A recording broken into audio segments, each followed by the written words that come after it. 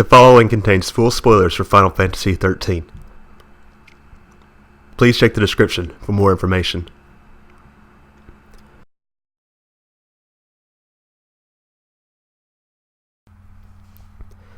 Final Fantasy XIII-2 Fragments Before Part 4 Fair and Foul Chapter 5 38 minutes.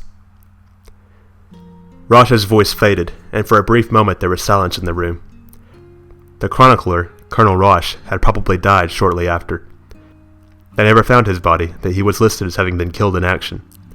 He had sent for the list of casualties at the request of Hope, so that was certain. Hope had silently stared at the forwarded list of SICOM casualties for a long time. Their escape from the Hanging Edge, to Lake Brescia, through the Val Peaks, to Palampolum, the inside of the Palamecia, through to Edenhall, was constantly accompanied by conflict with SICOM. That long journey was littered with soldiers' corpses. Of course, those who they fought made up only part of the casualty list, and not everyone they fought had died. It was wishful thinking, but maybe they had only suffered grievous injuries and gotten away with their lives. However, Hope harbored disdain for that way of thinking. He wouldn't make excuses for something he had done, and he wouldn't think to turn away his eyes either. Bartholomew could see it on Hope's face as he stared at the casualty list. After this, Colonel Rosh gave his last orders. SICOM ceased fighting and shifted to protecting the citizens, and the Colonel met his demise. Rigday nodded his head. Even though Eden had been destroyed beyond repair, the fact that human casualties were on the same level as other areas could be solely attributed to SICOM's success. It had been forgotten because of their reputation now as evil personified, but they had devoted themselves to the citizens. There are those who push all the blame onto SICOM and continue to hide the truth. He was speaking of the dignitaries of the old sanctum. The folk who raked in the profits thanks to the Foul Sea, and SICOM still assumed their privileged class status. It was ironic that while the Foul Sea were around, even if there were those who assumed privileged class status, there had been no complaint from the citizens. It was because their lives had been stable thanks to the Foul Sea. In a society where such blessed lives were guaranteed, and everyone was satisfied, privileged didn't have much meaning to begin with. The problems would come afterwards. Now that the Foul Sea were hibernating, there were shortages of every resource on Cocoon. Whenever the need to share something arose, it would always be accompanied by disparity. Even if you try to do things as fairly as possible, it is impossible to achieve a completely equal level of distribution. Here, for the first time, privilege holds the definition and merits of privilege. It's ridiculous, isn't it? That's why, said Rigday meaningfully. I'll crush them. He knew what Rigday was trying to say, but the old former sanctum dignitaries were cunning. While they bided their time by pointing their spears at SICOM, they continued working steadily to solidify their own social status. There was only one way to break that down. A coup d'etat, huh? Yeah, but I had no intention of resorting to dangerous methods. This is our bullet. Rigday pointed a finger at the ID card. Indeed, it was the truth behind the purge from the director of the implementation unit himself. Moreover, Colonel Rosh clearly states that they were instructions from the old former sanctum. If they went public with this, they could hold accountable any former sanctum affiliates. But that alone is likely not enough. They always use the same methods. The weakest individual is made the scapegoat, while the rest of them make their escape. A few would be forced out, but you won't make a clean sweep of the old guard. If they still wanted to make a clean sweep, then they would have no choice but to resort to weaponry. If this recording was their only bullet. Of course, this isn't our only ammunition. Almost all of SICOM's communication logs and reports, as well as other inside information of that caliber, has been brought forward. So you're saying if you're former Sanctum associates, then they'll definitely be caught up by something or another. But even if we do manage to net the whole lot, there will certainly be people who try to cut a hole in the net and escape. What would be our measures for that? For the time being, we'd have to hide ourselves and wait for the winds to change, then return to the political world pretending as if nothing had happened. That, too, is a usual tactic. As long as we're not labeled the bad guys by the law, then we will have any number of opportunities. The groundwork has already been laid for the military. It's thanks to the fact that those guys have gathered SICOM up and kicked them to the curb. Unlike SciComm, the Guardian Corps isn't so closely tied to the Sanctum. They're the same as ordinary citizens, so it was also a first time for former Sanctum associates to be involved in a so-called emergency situation. So it might be connected to their insufficient follow-through. On top of that, we've seized air superiority. Even if they try to call back SciComm now, they won't be able to. He had heard that the SciComm soldiers were hiding out on the fringes of Grand Pulse. On the surface, it seemed as if they had migrated, but really they had been more or less exiled from Cocoon. Even if those former Sanctum associates recalled SciComm and tried to join forces with them, the cavalry was already keeping close tabs on the airship routes connecting Grand Pulse and Cocoon. From the moment Rigday first landed in Grand Pulse, he probably realized the importance of the airship routes connecting these 2 points. The cavalry had been the first to pilot airships for Cocoon evacuees, and they had also been the ones to undertake the delivery of goods to their destinations. While they were conducting rescue operations shipping evacuees and materials, Rigday had set out to seize mastery of the skies. It sounded bad to say they profited from the chaos, but the shell of Cocoon that SciComm had control over was now under the jurisdiction of the cavalry.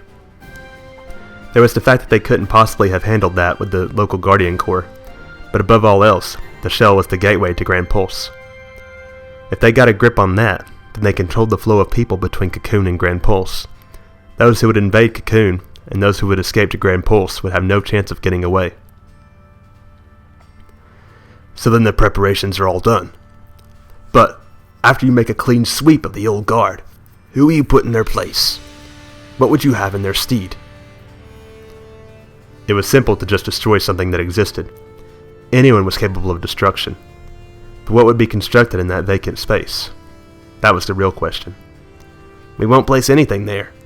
Even if we replace SciComm, history would just repeat itself, right? We don't need any more unthinking minds, huh? Exactly. I want to create a society where we don't just do what the foul seas say, where people think with their own heads and where people work by their own wills. That's why we don't need something that is the same. We'll place something else, someplace else. These are just borrowed concepts, though. To show all of the peoples of Cocoon how to live not as livestock. That was the ideal General Rains had strived for. He hadn't just heard it from Rigday, but also from other soldiers. Those who had shared General Rains' vision had all gathered within the cavalry. We were supposed to entrust this society to the very individual who had said those words. But I shot down that person with my own hands. Rains had been a lessee. If he could have turned back to human like Hope and the others, there could have been other possibilities, but he couldn't have been the leader of a new society as a lessee. Even if he didn't do the Falsee's bidding, lessee were only given a very limited amount of time. He wouldn't have been suited for a position that necessitated the maintenance of political power, as well as the stabilization of political affairs. When one thought of it that way, one must wonder how deeply he fell into despair when he was made a lessee. Bartholomew didn't know him personally, but simply based on hearsay, he was someone who had more than enough power to bring about societal change. He might actually have been relieved when he uttered the simple words, "Shoot me." He could finally put an end to it all. I take responsibility for that. I'm not cut out to be a leader, and I'm not much of a politician either. I know better than anyone that it's not my style, but I have no intention of using that as an excuse to shirk my duties. Bartholomew knew Rigday wasn't power hungry. He would give you a sense of closeness, however briefly you had been associated, and he would speak frankly at length, too. He also heard that he joined the military academy and became a soldier just because he wanted to fly airships, but the strict procedures of the military didn't fit his personality, so he probably would have retired long ago, had he not met Rains. Fitting the bill is something that will come after. He was a man who understood reason. Certainly, he might not have fit the bill when it came to his lack of concern for his unshaven face and personal appearance. Those were really just issues tied to his outer appearance. "You're not stopping me?" Rigday asked with a bit of a smile. The fact that he couldn't go without adding in some sort of joke, no matter the situation, was one of this man's merits as well as one of his weaknesses. At the same time, it was the most cunning aspect about him. "I thought you had called me here to talk about something a little different, though." "Sorry. Let's get back to the main issue. There are 2 reasons why I had you come here today. The first is so I could apologize." "Apologize?" Hearing these completely unexpected words, Bartholomew was a little confused. He couldn't recall anything warranting an apology from Rigday. "I got my hands on this quite a while ago. I should have gone public with this as soon as possible, but because I was caught up with things like restoring infrastructure and distributing supplies, I neglected it for more than half a year." "I don't believe that was something that could have been helped. A trump card can only be a trump card when it can only be used once. So it should be used at a point when it will be the most effective. To restore the reputation of the former Lessee, or for it to place blame on the former Sanctum Associates. It should be clear which of these it should be used for." A plot to drive out the former Sanctum Associates required preparations of a grand caliber. Actually, it was really something that he was able to achieve that much in just half a year. "In theory, yes. That's not how those who are involved feel, right? I think I've done something shameful to your son. I would have liked to free him from the people's misconceptions and prejudices sooner. I don't think Hope would have complained if what could have happened a week later turned into 6 months later." It was as he began to say this, "I plan on compensating him for having him wait." The moment he heard compensation, alarm bells went off in his head. Rigday wasn't a good person by nature. His codes of practice weren't based on such ethical things as good and evil, but rather something more rational. When Rigday performs a good deed, it's not purely out of good intentions. It is no more than the result of his decision that such a course of action would be rational. For example, he fully cooperated with the construction of New Bodom, not because he felt sympathy for the poor people who had lost their hometown, nor because it was at the request of his old friend, Snowvilliers.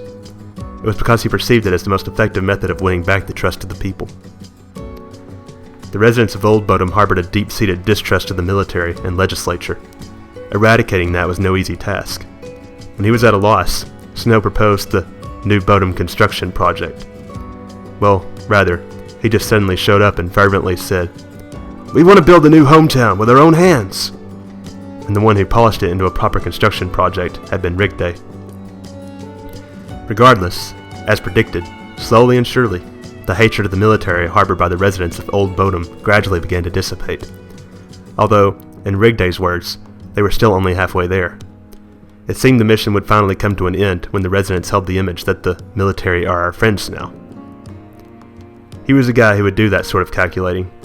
Bartholomew himself was by no means against that. Rather, he thought it interesting. It was easy to pass objective judgment based on standards of interest and competition. Virtues and kindness were things with no tangible shape, so they were hard for a third party to judge. Above all, people's minds are things that change. We have the tendency to forget that actions based on good intentions are filled with such hazards. If that was the case, then actions based on interest and competition are in no way inferior to those based on good intentions. Such a mercenary's point of view only becomes a problem because it involves the ego. When people perceive interest and competition as greed, it is simply because they see the ego intertwined. That was what was interesting about Rigday. When he passes judgment based on interest and competition, he separates ego from the process. He does it with little difficulty, but it's not something that just anyone could do. Though there was a sizable difference in rank between Brigadier General and Captain, the reason behind why Raines saw Rigday as his right-hand man may have laid there.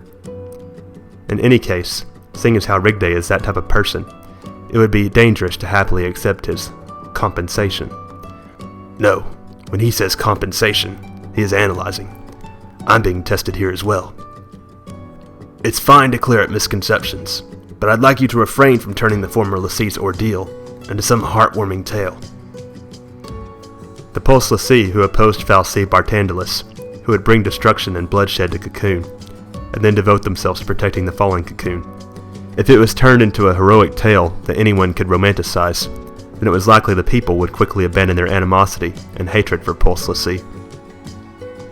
If their view of Lessee changed, then their fear of Pulse would fade as well. Then the Grand Pulse Resettlement Project should progress rapidly too. Resettlement was among the most urgent aspects of the restoration plan. Now that the Falci had entered hibernation, it would be difficult to support the same number of people as they had within Cocoon.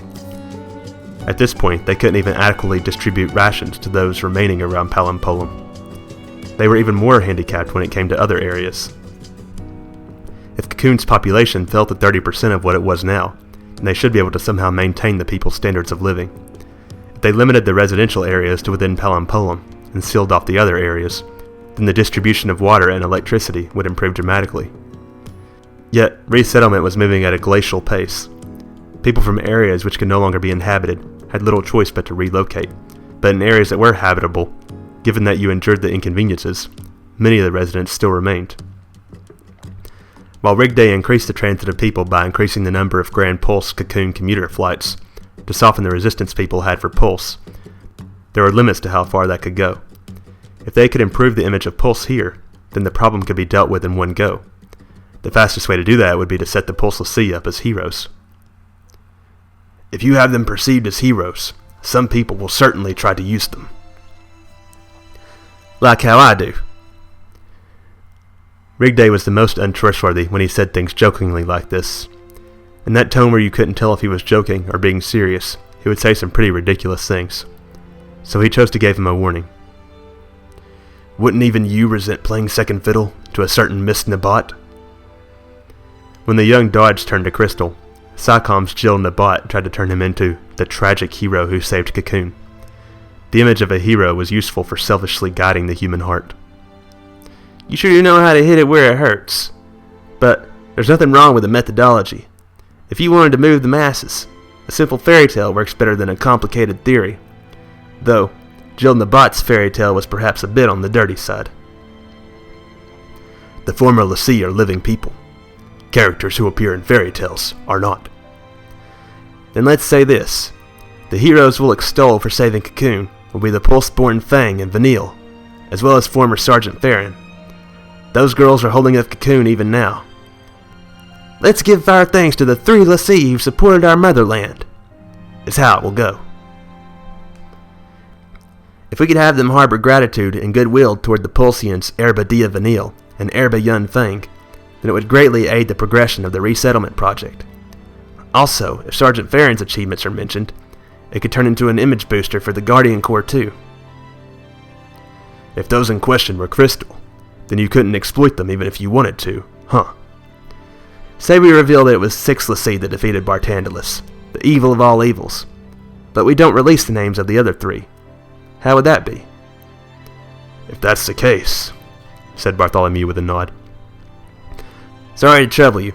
It's because special treatment won't do any good for the person in question. It's not a problem for adults like Snow and Mr. Catsroy. Sorry to trouble you.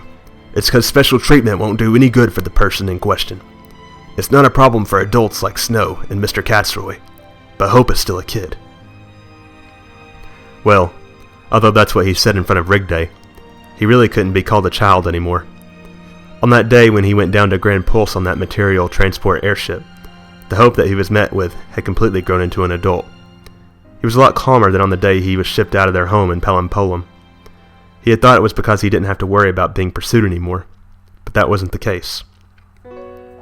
He didn't just stay quietly under the protection of the adults. He had put his all into fulfilling his duty as a member of the group. He could certainly see from his expression that he was aware and proud of the fact he wasn't just someone who needed to be protected anymore. Though it was probably second nature to him, it was inevitably astonishing when he saw Hope doing manual labor alongside the soldiers. If his wife could see how he didn't care at all that his clothes had become filthy, and that he was still laughing with the soldiers despite being covered in dirt, then she would no doubt be surprised as well. When one of the soldiers praised him, saying, "You work pretty hard," Hope replied with a smile, as if he'd recalled something. Fang was a lot tougher on people. Ah, that woman, huh? I'll bet she worked you hard. She really showed no mercy. When Bartholomew asked about it later, he discovered that Hope had ridden the Lindblum along with that soldier. He had his faith restored by the fact that even in the midst of their treacherous escape, there were still people who treated them warmly. In the cavalry, where the truth had been known, each and every person had treated Hope amiably. There was even someone who lent him a uniform, thinking it unfair that he had to stay hidden so as not to be seen. If he blended in with the soldiers, then he could move about freely without attracting attention. Looking at Hope, who had been saying, "This might be a little too big for me," he realized that he had grown quite a bit taller. "But you sure are hard to please, as usual." Rigday's voice brought him back to the present. "Was I being too reckless for trying to match wits with you, Mr. Scholar? I thought that was a pretty good trade, though." that we make your son the hero who saved humanity, in exchange for you joining the provisional government." He thought he was joking again, but Rigday put on a diligent face and said, "That's the other reason why I called you here."